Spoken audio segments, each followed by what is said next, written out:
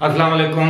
अबरार रशीद आपकी खिदमत में हाजिर है और मेरी आपसे वही रिक्वेस्ट है कि अगर अभी तक आपने मेरे चैनल को सब्सक्राइब नहीं किया तो इसे सब्सक्राइब कर लें। जो बेल आइकन है उसको ज़रूर प्रेस करें। आपका बहुत बहुत शुक्रिया।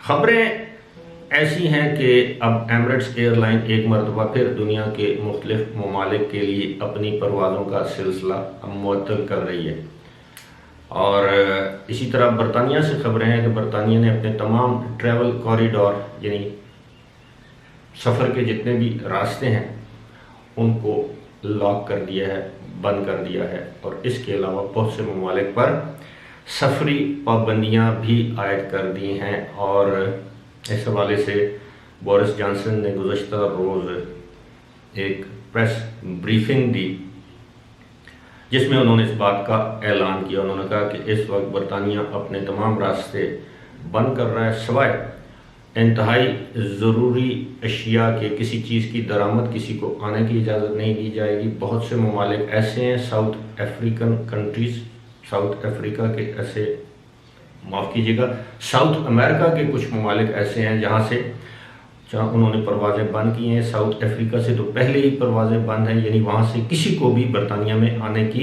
इजाज़त नहीं दी जाएगी। इसी के साथ साथ दीगर तमाम ममालिक से बरतानिया आने वाले लोगों के लिए जहाज़ में सवार होने से पहले कोविड-19 का नेगेटिव टेस्ट लाजमी करार दिया गया है और जो लोग बरतानिया में आएंगे वहाँ पर उनको 10 दिन तक क्वारंटीन में रहना लाजमी है, यानी आइसोलेशन में, चाहे वो घर पर ही क्यों ना हो। ये भी बताया गया है कि अगर वो बरतानिया आने पर उसके 5 दिन के बाद अगर उनका लोगों का टेस्ट दोबारा नेगेटिव आता है तो फिर उनको क्वारंटीन या आइसोलेशन से बाहर निकलने की इजाज़त होगी। बोरिस जॉनसन ने यानी बरतानिया के वज़ीर-ए-आज़म ने यह भी कहा कि वो अपने किए कराए पर पानी नहीं फेरना चाहते। जितनी मेहनत वहाँ के हेल्थ हुकाम ने की है, वहाँ की हुकूमत ने की है और जिस तरह लोगों ने तावन किया है, अब वो इसको ज़ाया नहीं करना चाहते। लिहाजा उन्होंने कहा कि ये सख्त तरीन इक़दाम वक्त की ज़रूरत है। अब आते हैं यूएई की जानब। आपको मालूम है कि मैंने अपनी पहली वीडियो में, इससे पहले वाली वीडियो में ये जिक्र किया था कि बदकिस्मती की बात है कि यूएई में भी नए कोरोना वायरस के स्ट्रेन्स पाए गए हैं। मैं आपको उस वीडियो में भी बता चुका हूं, मैं एक मरतबा फिर आपकी खिदमत में अर्ज़ करता हूं कि ये जो नया वायरस है ये इंतहाई ख़तरनाक इस हवाले से बड़ी तेज़ी से फैलता है और यही वजह है कि यूएई में अब नए वायरस के जो केसेस हैं उनकी तादाद, नए वायरस की वजह से केसेस की तादाद में इजाफा देखने में आ रहा है।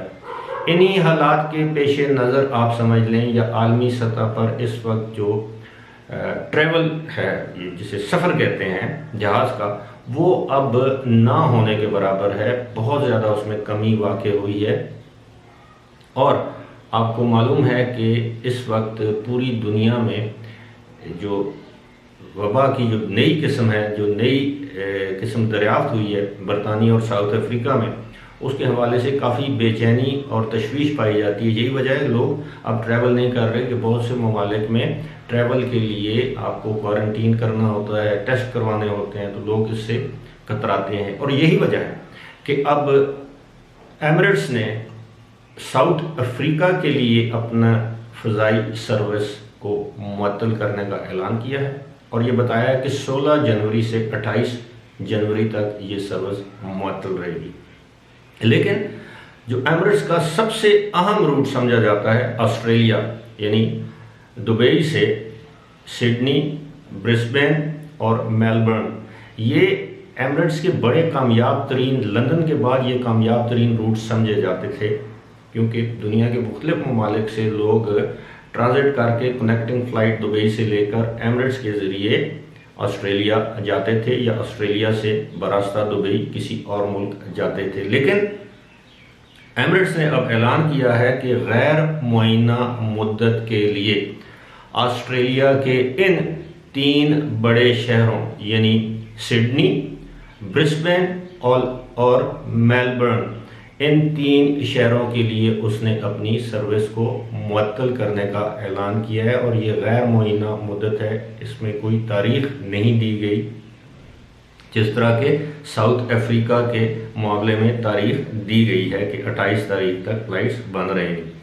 वजह यह बताई गई है कि ड्यू टू ऑपरेशनल रीजंस, यानी ऑपरेशनल रीजंस क्या हो सकती हैं कि मुसाफिर कम हो गए होंगे, जहाज़ों में कोई मसला है। और मेरा ज़ाती ख्याल ये है कि अब एमिरेट्स के लिए इन रूट्स पर जहाज़ चलाना वायबल नहीं था, यानी मुसाफिर कम थे और बड़े जहाज़ हैं। जिस तरह पाकिस्तान से अब जो फ़्लाइट्स जाती हैं एमिरेट्स की, उनमें भी मुसाफिरों की तादाद खासी कम होती है, लेकिन इतनी कम नहीं होती जितनी ऑस्ट्रेलिया आने और जाने वालों की थी। लिहाजा एमिरेट्स को अपनी ये फ़ज़ाई सर्विस मुअत्तल करना पड़ी। इसी तरह एमिरेट्स ने अपनी उसकी जो परवाज़ें जो लंदन जाती हैं उनमें भी कमी कर दी है। नॉर्थ अमेरिका जो परवाज़ें जाती हैं, अब कहने का मकसद ये है कि जिस तरह गुज़श्ता साल सूरत हाल पैदा हुई थी, गुज़श्ता साल एयरपोर्ट लॉक कर दिए गए थे, यानी एयरपोर्ट को बंद कर दिया गया था। एमिरेट्स ने अपने फ़ज़ाई ऑपरेशन तमाम के तमाम पूरी दुनिया में बंद कर दिए थे सिवाय कार्गो के।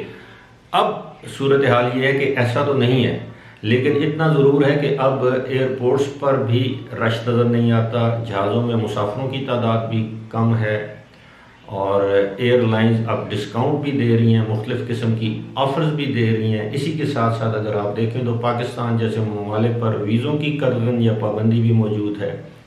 आने और जाने के लिए कोविड-19 का टेस्ट भी लाजमी है। अगर आप पाकिस्तान से अबू धाबी जाते हैं तो क्वारंटीन भी लाजमी है। अगर आप दुबई जाते हैं तो टेस्ट यहाँ से भी करवाना लाजमी है, वहाँ पर करवाना भी लाजमी है। और जब तक टेस्ट की रिपोर्ट नहीं आती आप अपने घर या होटल से बाहर भी नहीं निकल सकते। और तकरीबन इस तरह के कवानीन तमाम ममालिक के लिए सिवाय वीज़े के। तो आप खुद सोचें कि अगर आपको इस तरह के मसाइल, शराइत, कवायद और ज़वाबित का सामना करना पड़ेगा तो दुनिया में जो सफ़र है वो दिन ब दिन सुकड़ता जाएगा। और जब सफ़र सुकड़ेगा तो एयरलाइंस का बिज़नेस मुतासर होगा, और जब एयरलाइंस का बिज़नेस मुतासर होगा तो डेफिनेटली जिस तरह लास्ट ईयर किया था एमिरेट्स ने, अपने स्टाफ को ले ऑफ किया था, जबरी रुखसत पर भेजा था और बहुत से लोगों को नौकरियों से, मुलाजमतों से निकाल दिया था, तो फिर ऐसा ही होगा। और जब ऐसा होगा तो ज़ाहिर है उस मुल्क की इकानमी सफ़र करेगी। जब मुल्क की इकानमी सफ़र करेगी तो महंगाई बढ़ेगी, बेरोज़गारी में इजाफा होगा। अगरचे यूएई में तो महंगाई पर काबू पाया गया है किसी हद तक, लेकिन पाकिस्तान जैसे ममालिक आपको पता है कि वहाँ पर जब इस तरह की कोई भी कुदरती आफत आती है तो उसके बाद हम लोग सबसे पहला काम ये करते हैं कि हम चीज़ों को, अशियाए खुर्दो नोश, खाने पीने की अशिया का ज़ख़ीरा कर लेते हैं, ज़ख़ीरा अंदोज़ी कर लेते हैं और उसके बाद उसको मुनाफाखोरी की गर्ज से ज़ख़ीरा करने के बाद उस पर भारी मुनाफा कमा के उसको बेचते हैं। और यही वजह है कि अल्लाह ताला वक्तन फ़वक्तन ऐसी कौमों पर अपना अज़ाब और अपनी आफात नाज़िल करता रहता है जो कौमें अल्लाह ताला की हुक्म की पदूली करती हैं। फ़िलहाल इसी के साथ मुझे दीजिए इजाज़त। खुदा हाफ़िज़।